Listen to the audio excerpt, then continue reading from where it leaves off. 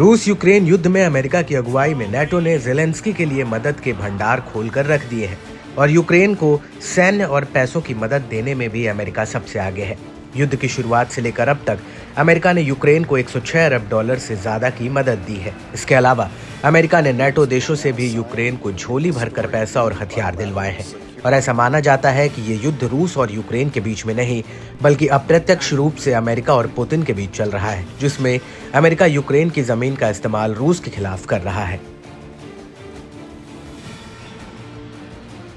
हालांकि इस सैन्य मदद को लेकर पुतिन बार बार अमेरिका को चेतावनी दे रहे हैं कि वो अपनी हद में रहे, नहीं तो रूस की मिसाइलें सीधे अमेरिका में जाकर गिरेंगी।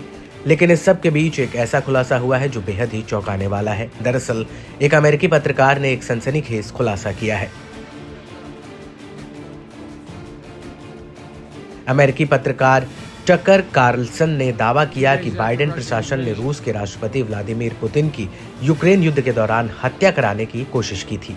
दरअसल कार्लसन ने एक इंटरव्यू में कहा कि पूर्व और मौजूदा अमेरिकी अधिकारी राष्ट्रपति ट्रंप के कई सरकारी दस्तावेजों को सार्वजनिक करने के अभियान से घबरा रहे हैं, क्योंकि वो जानते हैं कि इसके संभावित परिणाम कितने खतरनाक हो सकते हैं। कार्लसन ने आगे कहा कि मुझे लगता है कि अमेरिका के पूर्व विदेश मंत्री एंटनी ब्लिंकन अमेरिका और रूस के बीच सीधा युद्ध भड़काने की भरसक कोशिश कर रहे थे। वो पुतिन को मारने का प्रयास कर रहे थे। उदाहरण के तौर पर बाइडेन प्रशासन ने ये किया, उन्होंने पुतिन को मारने की कोशिश की। आपको बता दें कि पत्रकार कार्लसन ने अपने इस दावे के समर्थन में कोई सबूत नहीं दिया। हालांकि उन्होंने ये जरूर कहा कि ब्लिंकन ने हर वो कोशिश की जिसमें रूस और अमेरिका के बीच सीधा युद्ध छिड़ जाए। कार्लसन का कहना है कि पुतिन के बाद रूस पर कब्जा कौन करेगा? एक ऐसे जटिल देश में परमाणु जखीरे का क्या होगा जिसे बाहरी लोग समझ भी न सकते? ये पागलपन है कि आप ऐसा कुछ सोच भी सकते हैं।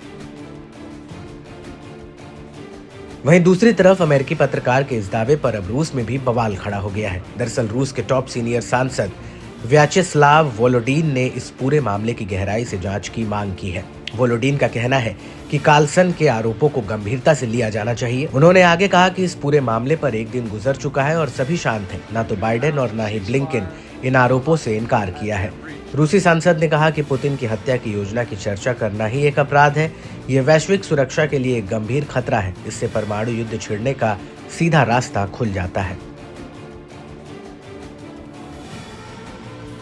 इस सब के बीच आपको ये भी बता दें कि अमेरिकी अधिकारियों ने कभी भी सार्वजनिक रूप से पुतिन या किसी अन्य रूसी या सोवियत जमाने के नेता को मारने की योजना को स्वीकारा नहीं है।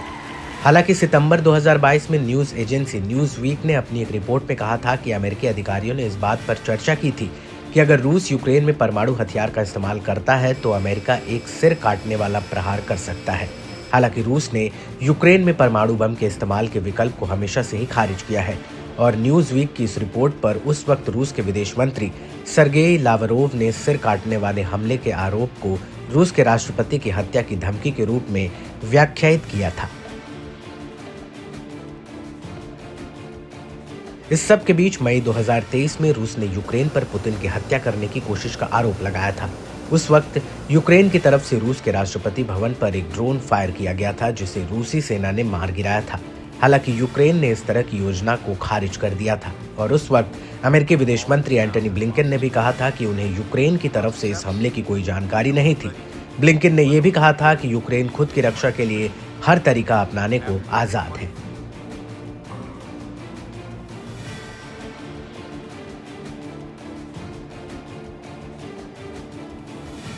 वहीं अब कार्लसन के हालिया आरोपों को लेकर रूस के राष्ट्रपति भवन क्रेमलिन के प्रवक्ता दिमित्री पेस्कोवेव ने भी प्रतिक्रिया दी है। उनका कहना है कि रूसी सुरक्षा सर्विस लगातार जनता और राज्य के अधीन आने वाले लोगों की सुरक्षा के लिए हर उपाय करती है। उसके लिए सबसे पहले और सबसे महत्वपूर्ण राज्य का मुखिया है।